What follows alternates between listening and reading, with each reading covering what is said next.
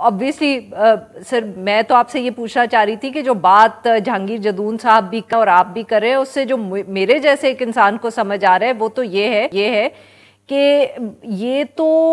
اتنا آسان نہیں ہوگا for this trial to go ahead، اور جیسے کہ وہ ان کے وکیل بھی کہہ رہے تھے کہ 5 ہفتے میں جو کرنے کی جلدی ہے، لگتا نہیں کتنا آسان ہوگا، کیونکہ پھر ایک دفعہ پھر یہی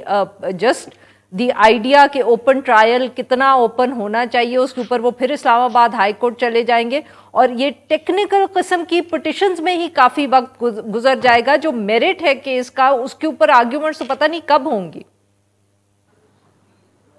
جی سوال آپ کا بہت اچھا ہے، کیونکہ یہ سارا معاملہ سب جوڈس ہے، تو نتائج پر تو نہیں بات کریں گے، لیکن جیسے ابھی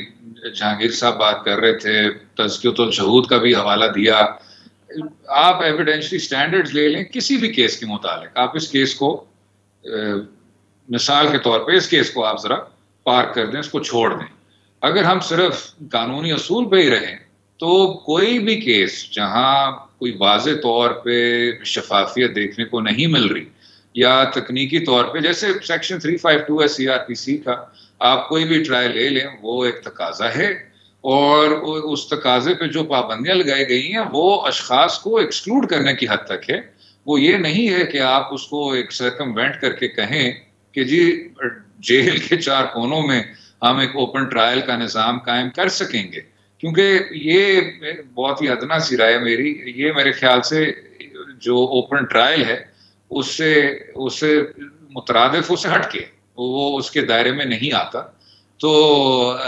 آپ اگر ہم اوور آل بس اگر دیکھیں، اسد صاحب اگر آپ اجازت دیں تو ایک ذرا اسٹوپڈ سا سوال پوچھ لوں ایز اے نان ایکسپرٹ۔ آپ کے ویسے اسٹوپڈ سوال نہیں ہوتے لیکن خطرناک ہمیشہ ہوتے ہیں۔ نہیں سر، بڑا ہی بے وقوفانہ سوال ہے، کیونکہ آپ لوگ دونوں کہہ رہے تھے کہ obviously سیکیورٹی کنسرنز تو بہت جائز ہیں، جیل میں ٹرائل بہتر رہے گا، تو سر اس کو جیل میں ٹرائل کر لیں، اس کی پروسیڈنگز جو ہیں وہ ٹیلی کاسٹ کر دیں زوم کے اوپر، یا کچھ لوگ دیکھ بھی پائیں گے اور سیکیورٹی بھی مینٹین رہے گی۔ نہیں، یہ بے وقوفانہ سوال تو بالکل نہیں ہے۔ میں تو کہتا ہوں کہ جی جس بھی آپ نے جو بھی ذریعہ اپنانا ہے، جو سیکشن 352 CRPC کا ہے، وہ یہی ہے کہ آپ اوپن ٹرائل فراہم کریں، اور جب آپ کہتے ہیں کہ وہ اوپن ٹرائل جو ہے اس کا دائرہ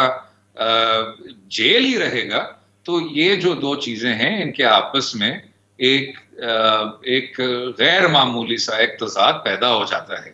تو ٹیلی کاسٹ سے میں تو سمجھتا ہوں عارفہ صاحبہ اس سے 2 قدم پیچھے مانا کہ سیکیورٹی کے حوالے سے یہ جو معاملات ہیں ان کو سنجیدگی سے لینا چاہیے، اور ہماری تاریخ بھی ہے، اس کا ذکر ہم سب کر چکے ہیں۔ لیکن اگر آپ ایک شخص کو پوائنٹ A سے پوائنٹ B تک منتقل نہیں کر سکتے، اور انسداد دہشت گردی کے قانون کا آپ حوالہ دے چکی ہیں، اور پہلے بھی میکسیمم سیکیورٹی کے جو پروٹوکولز ہیں، افسوس سے کہنا ہوتا ہے اس ملک میں پہلے بھی ان کو فالو اپ ان پہ کیا گیا ہے اور پروسیکیوشن کی گئی ہے،